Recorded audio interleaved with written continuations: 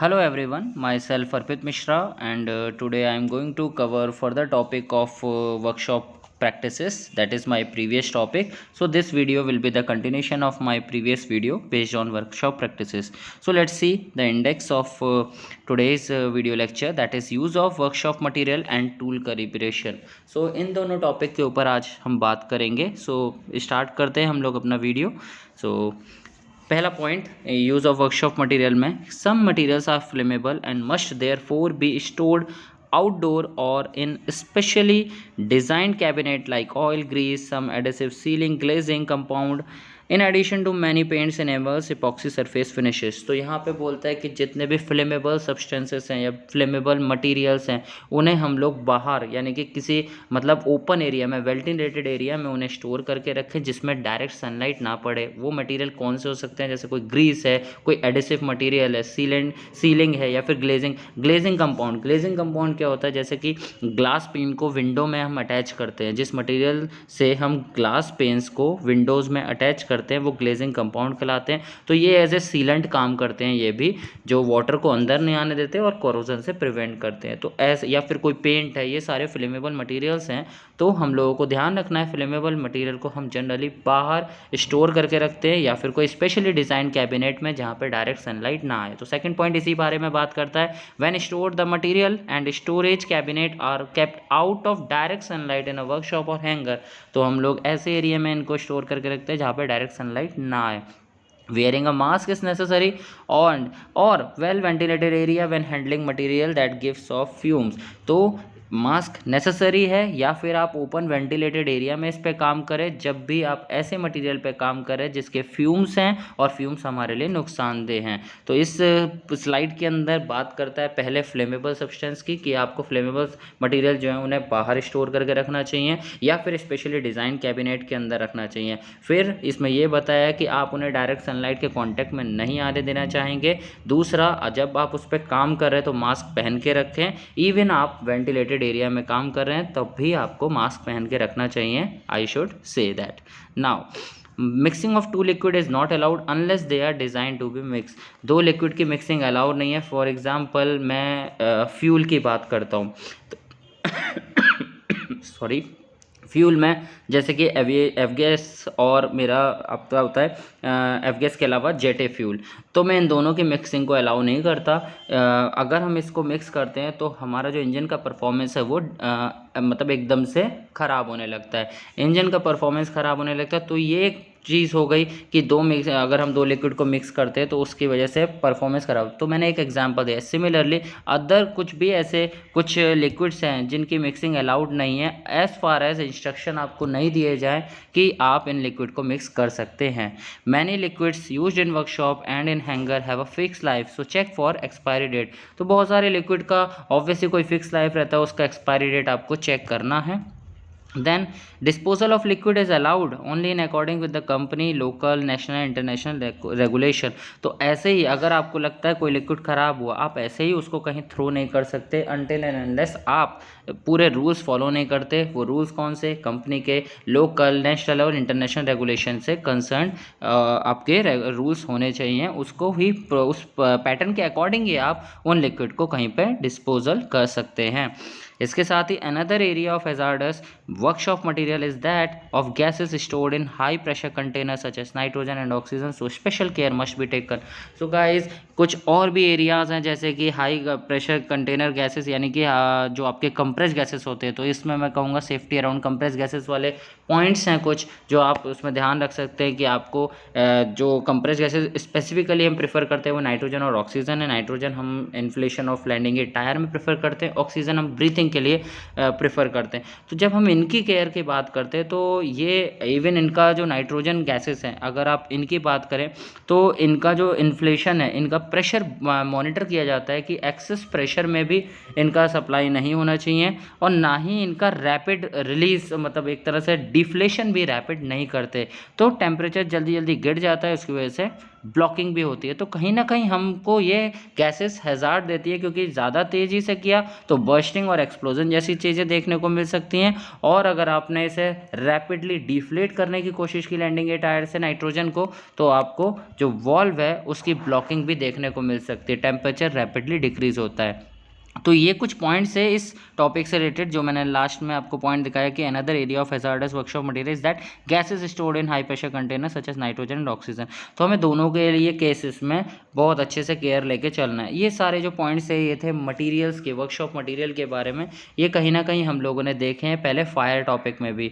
तो ठीक है, अब आगे बढ़ते हैं। अगला टॉपिक है हमारा टूल कैलिब्रेशन। इसमें देखते हैं क्या क्या पॉइंट्स है।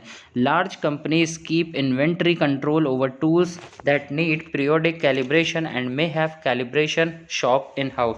तो जो बड़ी कंपनियां होती हैं उसमें पूरा इन्वेंट्री कंट्रोल होता है टूल्स के ऊपर, जिनमें आपका पीरियोडिक कैलिब्रेशन की रिक्वायरमेंट होती है, और इनका इन हाउस कैलिब्रेशन शॉप भी रहता है, जिसमें हर पीरियोडिक, यानी कि किसी का ड्यूरेशन है मान लीजिए 1 वीक के बाद करना है आपको कैलिब्रेशन, किसी का है कि 1 मंथ के बाद करना है, तो उनका इन हाउस कैलिब्रेशन शॉप रहता है, जिसमें वो पीरियोडिकली कैलिब्रेशन करते रहते हैं टूल्स का। ये लार्ज कंपनीज का केस हुआ। They may also send tools out to independent agencies that perform the calibration.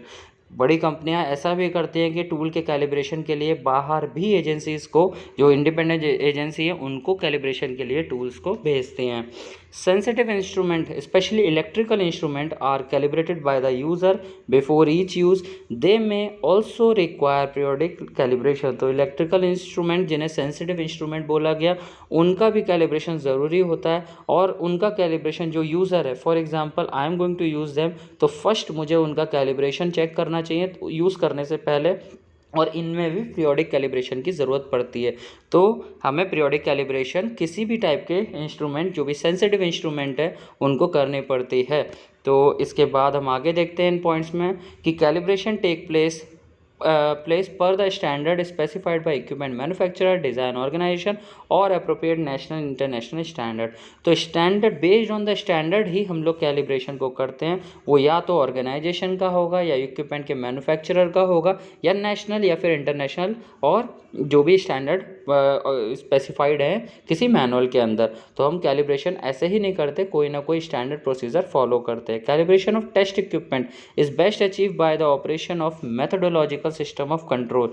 तो कैलिब्रेशन टेस्ट इक्विपमेंट का जब आप कैलिब्रेशन करते हैं तो बेहतर तरीके से आप उसे अचीव कर सकते हैं। एक सिस्टम है जो कि मेथोडोलॉजिकल सिस्टम ऑफ कंट्रोल है, इसकी मदद से आप प्रॉपर कैलिब्रेशन कर पाते हैं किसी भी टेस्ट इक्विपमेंट का। Then a written record is kept for all tools that require calibration, detailing when last done, when next due and requirement of calibration। तो यहाँ पे एक पूरा रिटन रिकॉर्ड बनाया जाता है हर टूल का जिसको कैलिब्रेशन की ज़रूरत पड़ती है, और ये भी उसमें क्या लिखा रहता है, डिटेल क्या रहती है कि लास्ट में कब, मतलब कब वो लास्ट कैलिब्रेट हुआ, अगली डेट उसकी क्या है कैलिब्रेशन की, और उसमें रिक्वायरमेंट क्या थी कैलिब्रेशन की, मतलब किस चीज़ की वजह से आपने कैलिब्रेशन किया। तो यहाँ पे हम देखते हैं कि रिटन रिकॉर्ड हर चीज़ का बना हुआ कि कब हुआ है लास्ट टाइम, और अगला कब होने वाला है, और ऑल्सो रिक्वायरमेंट क्या है कैलिब्रेशन की।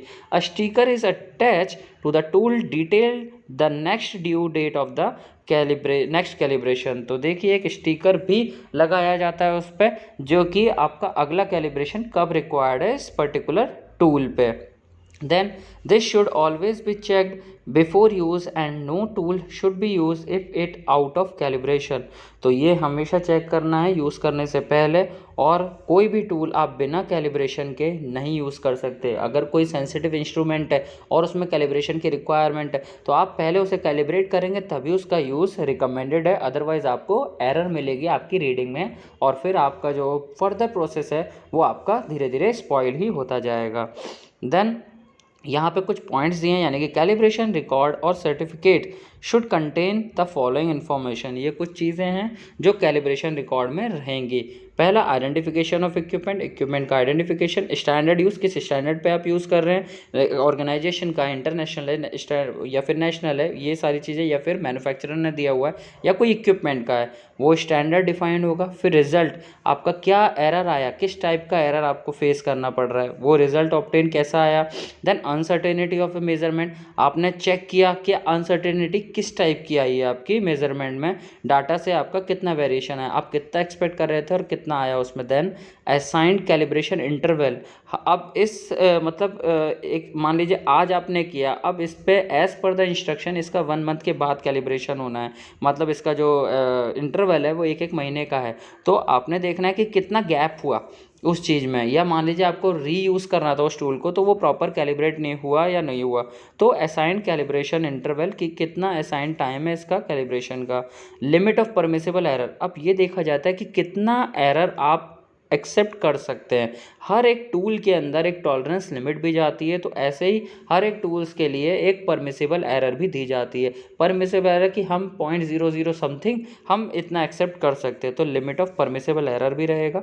The authority under which the release document was issued, किस अथॉरिटी के अंदर किसने इस डॉक्यूमेंट को इशू किया वो मैटर करेगा।